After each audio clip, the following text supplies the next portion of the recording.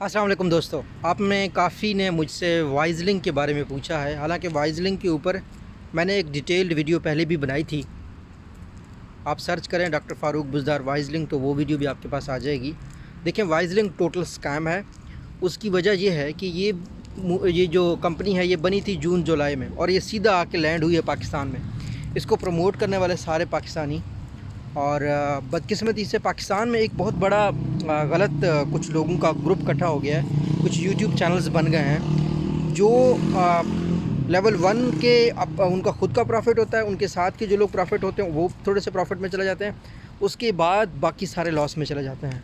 और वो बता देते हैं कि भाई अब ये कंपनी भागने वाली है, अब अपने पैसे निकालो। उनके सर्कल के लोग तो पैसे निकाल लेते हैं और बाकी जितने लोग हैं वो डूब जाते हैं।